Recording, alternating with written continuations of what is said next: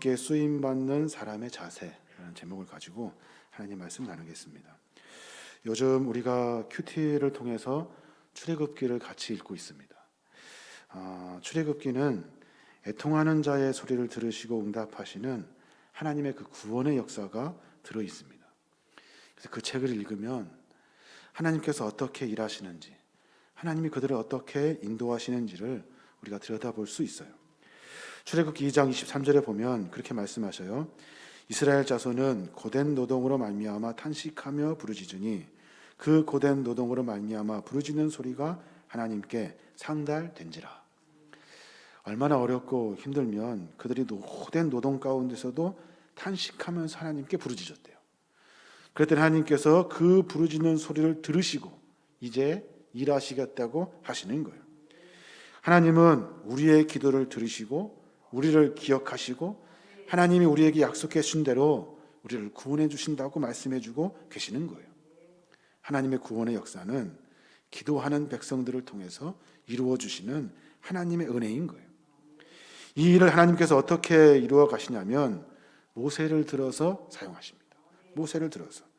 그래서 모세의 일생을 가만히 들여다보면 우리에게 주는 많은 신앙의 교훈들이 그 안에 들어 있어요. 최초의 순교자였던 스데반 집사는 모세의 이야기를 자신의 그 마지막 순교하기 직전에 했던 마지막 설교에 많은 부분을 할애하면서 모세의 이야기를 합니다. 그러면서 하나님 앞에 부름 받았으면서 쓰임받지 못하는 악한 세대, 하나님께 선택받고 하나님의 백성으로 살고 있는 사람들이 하나님을 저버리고 살아가는 악한 세대에 대한 경고의 말씀으로 스데반이 선포하고 있는 거예요. 사도행전 7장 51절에 보면 그렇게 말해요. 목이 곧고 마음과 귀에 할례를 받지 못한 사람들아, 너희도 너희 조상과 같이 항상 성령을 거스르는도다. 모세의 이야기를 하면서 악한 세대들, 목이 곧고 마음과 귀에 할례를 받지 못한 사람들에게 설명하고 있는 거예요. 특별히 스데반 집사가 하고 싶은 말은 무엇냐면 사도행전 7장 53절의 말씀이에요. 여러분은 천사들이 전해준 율법을 받고도 그것을 지키지 않았습니다. 천사들이 전해준 율법을 받고도 그것을 지키지 않았다는 거예요. 천사들이 전해준 율법이 뭘까요? 천사들이 전해준 율법, 그것은 하나님이 우리에게 맡겨주신 사명이에요. 하나님이 맡겨주신 사명. 어렵고 힘든 상황 가운데서도 그것에 원망하며 불평하는 것이 아니라 하나님께서는 그 어려움을 건지셔서 다시 하나님의 사명을 맡은 자들로 세워주시겠다는 거예요. 이스라엘 백성의 구원도 마찬가지예요. 어렵고 힘든 노예 생활을 해방시키는 것이 아니에요. 거기에 포인트가 있는 것이 아니라 그들을 건져내셔서 하나님의 백성으로 삼으셔서 하나님이 원하시는 사명을 그들에게 맡기시려고 모세를 통해 그 일을 감당하시는 거예요. 그래서 우리는 그리스도인으로 하나님의 부름받은 사람으로 이 자리에 선 거예요. 우리는 세상의 사람들이 아니라 거룩한 주의 백성으로 이곳에 쓴 거예요. 우리가 분명히 고백해야 될 것이 있어요. 하나님이 왜 우리를 불러주셨을까요? 하나님이 우리를 왜 부르셨을까요? 왜 우리가 주님을 믿게 되었을까요? 이 고백을 우리가 분명히 해야 하는 거예요. 베드로는 이렇게 고백합니다. 베드로전서 2장 9절에 보면 너희는 택하신 족속이요 왕같은 제사장들이요 거룩한 나라요 그의 소유가 된 백성이니 이는 너희를 어두운 데서 불러내어 그의 기이한 빛에 들어가게 하신 이의 아름다운 덕을 선포하게 하려 하심이라 라고 설명하고 있어요. 우리를 부르신 이유가 이거라는 거예요. 하나님은 우리를 도구로 사용하시려고 택하셨어요. 우리를 제사장 삼아주셨고 거룩한 나라가 되게 하셨고 소유가 된 백성이 되게 하셨어요. 어두운 데에 살고 있는 우리를 불러들이셔서 기이한 빛에 들어가게 하시고 그들을 통해서 아름다운 덕을 선포하게 하신 거예요. 이게 하나님이 우리를 부르신 이유예요. 이스라엘 백성들 고된 노동과 어려운 속에서 부르짖고 있습니다. 그 부르짖는 소리를 주께서 들으시고 모세를 통해 그들을 건지셔서 이제 택하신 족속, 왕같은 제사장, 거룩한 나라, 소유가 된 백성이 되어서 어두운 곳에 살고 있던 그들을 불러들이셔서 기이한 빛에 살게 하시고 하나님의 그 아름다운 덕을 선포하게 하시려고 그들을 불러 들이신 거예요. 우리도 마찬가지. 우리도 하나님이 우리를 불러 주신 거예요. 근데 문제는 뭐예요? 문제는 그 하나님의 의도를 잃어버리고 있다는 거예요. 새까맣게 잃어버려요. 하나님의 아름다운 덕을 선포하고 찬양해야 하는데 그러지 못하고, 세상에 소금과 빛의 역할을 감당하며 사명을 맡아 살아야 하는데 그러지도 못하고, 그리스도인으로 살면서 떳떳하게 세상에 주의 복음을 증거해야 될 터인데 그렇게 하지도 못한다는 거예요. 고집을 피우면서 이방 사람들처럼 하나님 말씀에 귀를 기울이지 않고, 과거 하나님을 완악한 마음으로 배척했던 바로와 같이, 이스라엘 백성들과 같이 성령님을 계속 거역하면서 한마디로 말해서 신앙의 기초가 완전히 무너져 버린 연약한 그리스도인으로 살고 있다는 거예요. 우리의 삶의 모습을 다시 점검할 필요가 있습니다. 하나님이 나를 부르신 이유가 있어요. 하나님이 나에게 찾아와 주셔서 나에게 믿음 갖게 하신 이유가 있어요. 그 이유를 우리가 분명히 찾아야 하는 거예요. 우리는 무슨 고집을 피우고 있습니까? 무슨 고집을? 우리는 무슨 말씀에 귀를 기울이지 않고 있습니까? 우리는 무엇을 거역하고 있는지 오늘 이야기를 통해서 분명히 확인해야 하는 거예요. 특별히 올해 우리가 장로를 세우려고 합니다. 뽑아서 세우려고 해요. 오늘 말씀을 통해서 필수적인 요소가 무엇인지에 대한 이야기를 하려고 해요. 그 사람 이야기가 아니에요. 나의 이야기예요. 먼저 내 자신을 점검하고, 우리 공동체를 점검하고, 우리 믿음 안에 하나님의 거룩한 사명을 맡은 자들을 찾아서 하나님의 일꾼으로 세워야 하는 거예요. 오늘 본문의 말씀은 모세가 호렙산 떨기나무 불꽃 가운데서 하나님으로부터 이스라엘을 데리고 나와라 라고 하는 소명을 받는 장면이에요. 그래서 이스라엘 백성을 구하기 위해서 모세가 애굽으로 들어갑니다. 이 들어가는 광경을 통해서 주의 일을 감당하는 사람, 주께 쓰임받는 사람이 누구인지 우리가 한번 찾아보려고 해요. 그 첫째는 뭐냐면, 하나님께 쓰임받는 사람은 인간적인 기본 예와 도덕을 가진 사람이에요. 사랑하는 여러분, 하나님께 쓰임받기 위해서는 기본적인 예의와 도덕을 지킬 수 있어야 돼요. 오늘 18절의 말씀 뭐라고 합니까? 모세가 장인 이드로에게 들어가서 이집트에 있는 내 형제들이 아직 살아있는지 가서 보고 오겠습니다 하자 이드로가 잘 다녀오게 하였다. 현대어 성경으로 읽어드렸어요. 호렙산에서 하나님으로부터 놀라운 계시를 받고 신비로운 이적을 체험했어요. 모세는 하나님으로부터 큰 종으로 사명을 받은 사람이에요. 그런데 오늘 모세는 누구에게 또 가서 허락을 받냐면, 자기 장인이었던 이드로에게 가서 나를 가게 하소서, 나를 가게 하소서, 내가 가야겠습니다 라고 이야기하고 있는 거예요. 저는 큐티를 통해 이 말씀을 읽으면서 그런 생각이 들어요. 그리스도인으로 하나님의 사명을 맡아서 주의 일을 한다고 하는 사람들이 가장 먼저 잃어버리는 것이 뭐예요? 가장 먼저 잃어버리는 것이 인간적인 기본 예와 도덕을 상실한다는 거예요. 나 하나님께 소명받았어, 하나님이 나에게 말씀하셨어 라고 이야기하면서 도덕도 예도 상식도 다 뛰어넘어 버려요. 하나님은 그렇게 일하지 않으셔요. 하나님은 그렇게 일하지 아니하셔요. 인간적인 예와 도덕과 상식을 반드시 지키게 하셔요. 동탄 시온교회 목사님이신 하근수 목사님이 쓰신 책 중에 인사만 잘해도 먹고 산다라는 책이 있어요. 이 책을 제가 참 재밌게 읽었는데 그 책을 교회 표어로 삼고 목회하고 계셔요. 그 이유는 뭐냐면 그 아버지께서 두 가지를 교훈해 주셨대요. 하나는 뭐냐면 인사를 잘해라. 또 하나는 음식을 나누어 먹어라. 이 두 가지를 가르쳐 주셨대요. 목사님의 아버님이 동네 약방에서 드링크 같은 거 사서 드시면 절대 혼자로 다 드신 적이 없대요. 반 딱 남겨가지고 집에 가지고 오셔서 그 아들에게 주셨대요. 이웃집 동네 아저씨를 하루에 한 번 만나면 한 번 인사하고, 두 번 만나면 두 번 인사하고, 세 번 만나면 세 번 인사했대요.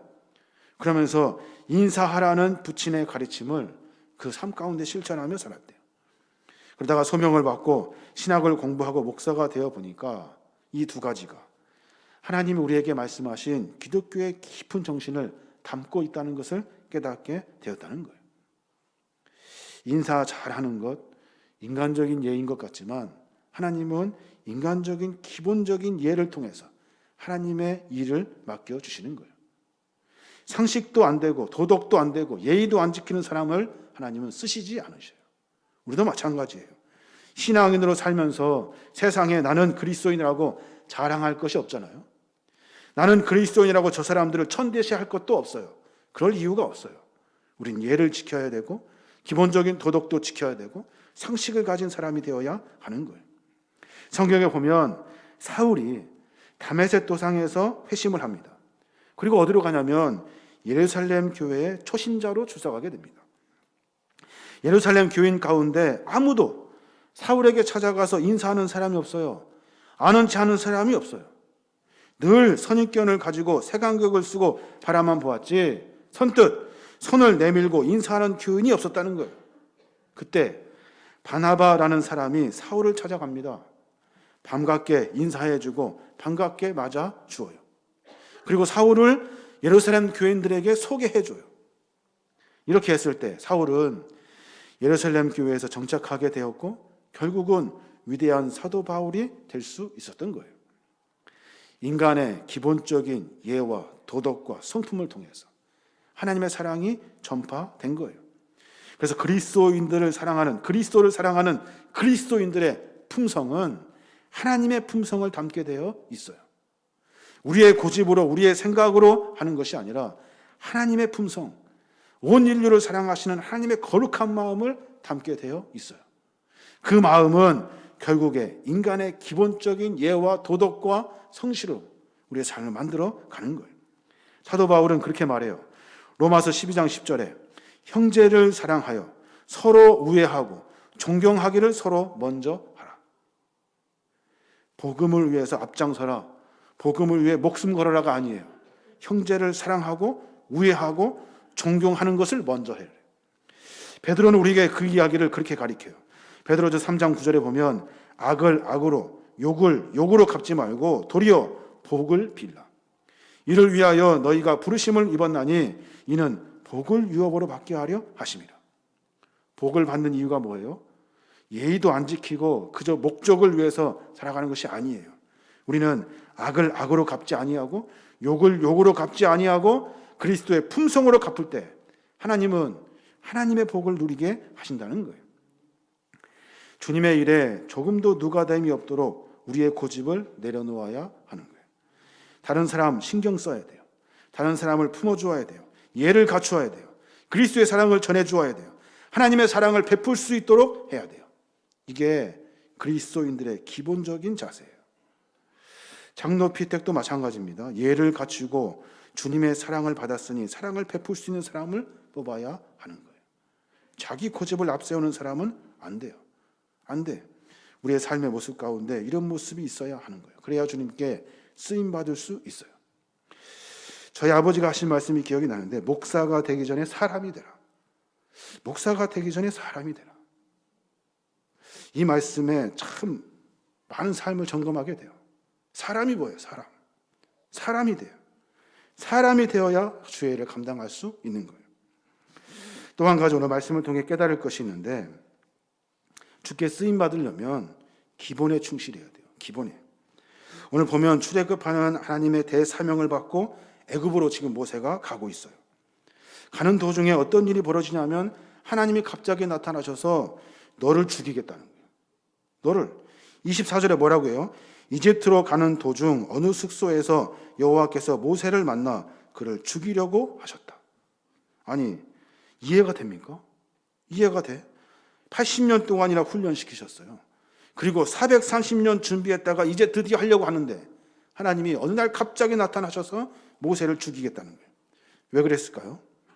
그의 둘째 아들 엘리에셀에게 할례를 행하지 않았기 때문에 그래요. 할례를.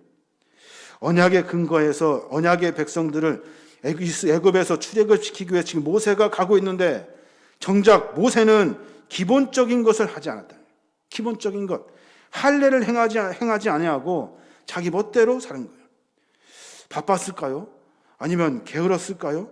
뭔가 분주한 일이 있었을까요? 여하튼 기본적인 일을 사소하게 생각했다는 거예요.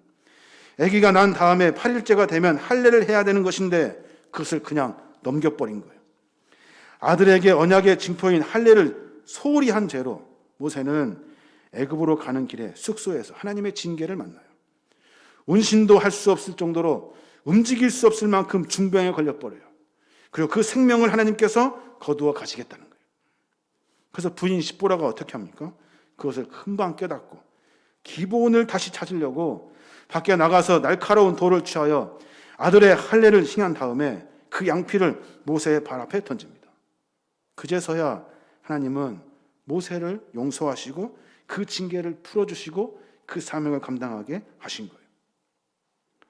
이 사건이 갖는 큰 의미와 교훈이 뭘까요? 보내시려고 그렇게 80년을 기다리시고 훈련하셨는데, 그런데 하나님께서 죽이시겠다는 거예요. 여러분, 하나님의 말씀, 기본적인 말씀을 지키지 않는 신앙의 삶의 여정이 있으면 하나님은 사용하지 않으셔요. 일하시지 않으셔요. 기간이 되고 훈련이 되겠다 해도 기본이 안 되면 일하지 않는 거예요. 이게 하나님의 방법이에요. 하나님의 원리예요. 자격을 갖추는 것이 중요한 것이 아니에요. 기본을 갖추어야 하는 거예요. 출애굽이라는 그처럼 크고 막중한 사명을 받고도 다른 일도 아닌 그 일을 위해 애굽으로 가는 모세를 하나님께서 죽이시겠다는 거예요. 이 계획을 다 접겠다는 거예요. 할례가 가는 언약의 중요한 의미를 분명히 일깨워 준 동시에 주의 일을 할 자는 아무리 작은 일이라도 충실해야 된다는 사실을 가르쳐주고 있는 거예요. 오늘날 주의 일을 하려는 자들 가운데 보면 더러는 크고 눈에 띄는 일만 중요시하고 작고 보잘것없는 일들은 그냥 쳐버리는 경우가 참 많아요. 주님 말씀하시죠. 누가복음 16장 10절 말씀. 지극히 작은 것에 충성된 자는 큰 것에도 충성되고 지극히 작은 것에 불의한 자는 큰 것에도 불의하니라. 작은 것에 충성된 자가 큰 것에 충성할 수 있는 거예요. 우리의 삶 가운데 지극히 작은 것에 불의한 자는 큰 일도 불의하게 되어 있다는 거예요. 별것 아니라고 생각하는 하나님의 법들, 별거 아니라고 생각했던 하나님의 일들, 하찮게 여겼던 그러한 일들, 그런 사람들을 하나님은 사용하시지 않는다는 거예요. 예배하는 것, 교회를 섬기는 것, 봉사하는 것, 기도하는 것, 헌금하는 것, 별거 아니고 한두 번 넘어갈 수 있어요. 그러나 기본을 지키지 아니하면, 그 일을 충실히 감당하지 아니하면 하나님은 쓰시지 않으셔요. 우리도 마찬가지예요. 그리스도인을 불러주셨어요. 부르신 이유가 뭐예요? 나에게 사명을 맡기시겠다는 거예요. 세상에서 소금과 빛의 역할을 감당하시겠다는 거예요. 그런데 기본이 안 되면 그리스도인으로 사는 것도 힘들다 하시는 말씀이에요. 기본에 충실하면 눈에 띄게 되어 있어요. 작은 일에 충실하면 하나님께서 큰 것으로 충성되게 하시는 거예요. 장로 피택도 마찬가지입니다. 누구를 뽑아야 할까요? 누구를? 기본에 충실한 사람을 뽑아야 돼요. 기본에 충실한 사람. 할례 사건은 하나님 말씀에 귀를 기울이고 그 말씀에 충실한 자를 쓰겠다 하시는 하나님의 메시지예요. 우리 삶에 분명한 이 교훈을 깨닫고 우리가 그리스도인이라면 하나님 앞에 기본이 충실한 자가 되어야 하는 거예요. 마지막으로 이제 주님께서 어떤 사람을 쓰실지 고민해 봐야 되는데, 동역할 줄 모르는 사람을 하나님은 쓰시지 않으셔요. 동역할 줄 아는 사람을 쓰셔요. 38절에 보면 그렇게 말씀하셔요. 모세가 여호와께서 자기에게 분부하여 보내신 모든 말씀과 여호와께서 자기에게 명령하신 모든 이적을 아론에게 알리니라. 모세와 아론이 가서 이스라엘 자손의 모든 장로를 모으고 아론이 여호와께서 모세에게 이르신 모든 말씀을 전하고 그 백성 앞에서 이적을 행하니라. 무슨 말입니까? 모세가 하나님의 사명을 맡았어요. 하나님의 사명을 맡아서 어떻게 합니까? 그 이야기를 아론에게 알려줘요. 아론이 함께 협력하기로 합니다. 아론과 모세가 함께 누구를 만나러 가요? 장로들을 만나러 가요. 이스라엘 장로를 만나서 함께 일하자고 말합니다. 그때 모두가 다 그의 말을 듣고 함께 하나님의 사명을 감당하려고 순종하고 협조하는 것을 볼 수가 있어요. 하나님의 일은 잘하는 사람 한두 명으로 일하시지 않으셔요. 그건 세상의 방법이에요. 하나님은 힘 닿는 데까지 동역하는 사람들을 들어서 하나님의 일을 맡겨 주신다는 거예요. 주의 일은 혼자 하는 것이 아니에요. 하나님의 계시 받았다고, 하나님이 나에게 말씀하셨다고 혼자 달리는 것이 아니에요. 함께 달리는 모습이 우리 안에 있어야 하는 거예요. 바울도 선교 사역에서 많은 동역자들의 도움을 받습니다. 그래서 바울은 잃어버리지 않아요. 서신을 쓰면서, 편지를 쓰면서 매번 나와 함께했던 동역자들에게 감사하고 안부하는 말을 잊지 않아요. 자기 혼자 가지 않아요. 절대 함께 가는 것의 중요함을 느껴요. 우리 성도들도 주의 일을 할 때 함께 해야 돼요. 함께 상의하고 숙고하고 함께 협력하여서 선을 이루는 동역의 기쁨을 우리가 누려야 하는 거예요. 주의 일을 감당하는 사람은 협력할 수 있는 사람이에요. 우리가 무엇을 거역했어요? 하나님 앞에? 무엇을 거역했어요? 협력의 원리를 거역했어요. 나 혼자 할 수 있고 나 혼자 잘한다고 이야기해요.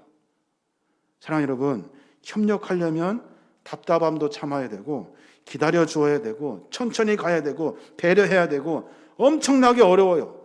일도 되지 않고 완성도도 높고 전문성도 떨어지고, 그런데 성경은 우리로 하여금 협력하라고 이야기하고 있어요. 전도서 4장 12절에 그렇게 말해요. 한 사람이면 패하거니와 두 사람이면 맞설 수 있나니 세 겹줄은 쉽게 끊어지지 아니하느니라. 한 사람이면 패한대요. 두 사람이면 맞설 수 있대요. 세 사람이면 쉽게 끊어지지 않는데요. 이게 성경의 원리예요. 사도행전 6장에 보면 그런 말씀이 있어요. 사도들이 교회의 일을 돌봅니다. 구제하고 말씀 봐야지, 기도해야지, 여러 일을 해요. 그때 협력자들을 뽑아요. 12사도가 모든 제자를 불러 이르되 우리가 하나님의 말씀을 제쳐놓고 접대를 일삼는 것이 마땅하지 아니하니 하고 말해요. 그래서 어떻게 합니까? 3절에 형제들아 너희 가운데 성령과 지혜가 충만하여 칭찬받는 사람 7을 택하라. 우리가 이 일을 그들에게 맡기고 우리는 오로지 기도하는 일과 말씀 사역에 힘쓰니라 라고 말씀하셔요. 협력하겠다는 거예요. 같이 하겠다는 거예요. 혼자 해보니까 너무 힘들어. 말씀도 해야지, 구제도 해야지, 기도도 해야 되지, 여러 일을 돌봐야 되지. 교회 일은 협력하는 것으로 완성되게 되는 거예요. 말씀드렸습니다. 늦어도 되고 어설퍼도 되고 전문성이 떨어도 되고 상관없어요. 교회 일은 그렇게 이루어 가는 거예요. 우리가 협력할 수 있는지 점검해 봐야 돼요. 내가 스스로 함께 할 수 있는지 점검하고 내 자신을 다시 돌이켜서 협력의 방법으로 돌아가야 하는 거예요. 교육자들도 보면 교육자들이 이래요. 그렇게 하면 안 돼요. 그건 교회를 훈련시키는 것이 아니에요. 교인들을 불러서 함께 사역해서 세워내야 돼요. 혼자 하면 되죠. 그러면 직원을 더 많이 뽑으면 돼요. 그럼 일은 잘 되겠죠. 그렇게 일하는 것이 아니에요. 함께 일하는 수 있는 사람을 세워내야 돼요. 그래서 그 일을 맡겨야 하는 거예요. 장로 피택 할 때도 마찬가지예요. 혼자 할 수 있는 사람 뽑으면 안 돼요. 잘하는 사람 뽑는 것이 아니에요. 특출난 사람 뽑는 것이 아니에요. 전문성을 가진 사람을 뽑는 것이 아니에요. 협력할 수 있는 마음의 여유가 있는 사람을 뽑는 거예요. 이게 바로 장로 피택의 방법이에요. 사랑하는 여러분, 오늘 말씀을 통해서 주께서 쓰임받는 사람의 자세에 대해서 우리가 몇 가지 살펴봤어요. 출애굽이라는 큰 계시와 사명을 받고 애굽으로 향하는 모세의 경우를 들어서 참으로 많은 것들을 깨닫게 하십니다. 우리가 주의를 할 때, 우리가 그리스도인으로 살아갈 때 하나님 우리에게 분명하게 말씀하여 주셔요. 내 삶의 모습을 점검하여서 주의 사명 앞에 서라고 말씀해 주고 계셔요. 우리가 힘들어서 부르짖을 때 하나님은 그 힘듦을 해결해 주시는 것이 다가 아니에요. 힘듦을 이기고 난 다음에 그를 통해서 하나님의 거룩한 사명을 맡겨 주시는 거예요. 우리는 어렵고 힘들다고 말할 때 하나님 은혜를 베풀어 주셨어요. 우리는 혼자 세상에 방황하며 살고 있을 때 우리에게 찾아와 주셔서 주의 백성 되게 하셨어요. 우리에게 남은 일은 뭐냐면 주의 사명을 맡으라는 거예요. 어떻게 맡을 거냐? 고집을 꺾어내야 돼요. 그래서 기본적인 예를 갖추면서 하나님을 섬겨야 하는 거예요. 말씀의 귀를 기울여서 신앙의 기본에 충실한 자가 되어야 하는 거예요. 동역하는 일들을 통해서 주의를 감당할 수 있어야 하는 거예요. 이게 바로 그리스도가 우리를 부르신 이유인 거예요. 나 자신을 한번 돌아봤으면 좋겠습니다. 돌아보고 주 앞에 과연 사용될 수 있는지, 나를 하나님께서 사용하실지 한번 생각해 봐야 하는 거예요. 어떤 장로를 뽑아야 할까요? 남자든 여자든 상관없어요. 상관없어요. 세례 받은 지 5년 이상 되면 모두가 다 자격이 있어요. 그런데 훈련을 받아야 되고 자기 고집을 내려놓고 함께 예를 갖추며 협력할 수 있어야 되고 같이 동역할 수 있는 사람 뽑아야 하는 거예요. 그래야 건강한 교회가 되는 겁니다. 사랑하는 여러분, 그리스도인이 되어 산다는 것은 쉬운 일이 아닙니다. 그리스도인으로 산다는 것이 쉽지가 않아요. 세상에서 그리스도인이 되면 잘 될 것 같지만 사실 그렇지도 않아요. 그리스도인이라는 것은 반드시 사명과도 연결되어 있어요. 하나님이 나를 부르신 이유가 분명히 있다고요. 그 안에서 몸부림칠 수 있어야 돼요. 몸부림쳐서 하나님의 거룩한 백성으로 내 삶을 점검하고 또 점검해서 하나님의 나라를 완성해 가는 거예요. 이게 바로 하나님이 우리를 부르신 이유인 거예요. 언제까지 해야 될까요? 언제까지? 이 일을 언제까지 해야 될까요? 죽을 때까지 해야 될 일이고 주님 다시 오실 때까지 해야 될 일이에요. 그래서 우리는 서로 격려하고 축복하고 사랑합니다. 그리스도인으로 살기가 어렵기 때문에 협력하고 돕고 사랑해 주어서 같이 이 일을 만들어 가는 거예요. 우리 계림교회가 이런 믿음의 성숙이 있었으면 좋겠습니다. 매 순간마다 하나님의 은혜로 말미암아 주의 백성들이 하나님의 말씀을 통해서 세워지고 거룩하게 세워진 믿음의 종들을 통해서 하나님 나라가 완성되어지고 하나님이 우리를 통해서 이 어두워져 가는 세상 가운데 소금과 빛의 역할을 감당할 수 있도록 우리를 사용하실 수 있도록 주께 내어드릴 수 있는 믿음의 성숙이 있기를 원합니다. 저와 여러분 그런 삶을 통해서 주 안에서 승리하시고 거룩한 참 구원의 기쁨을 만나시는 저와 여러분이 되시길 주님의 이름으로 축원합니다. 아멘.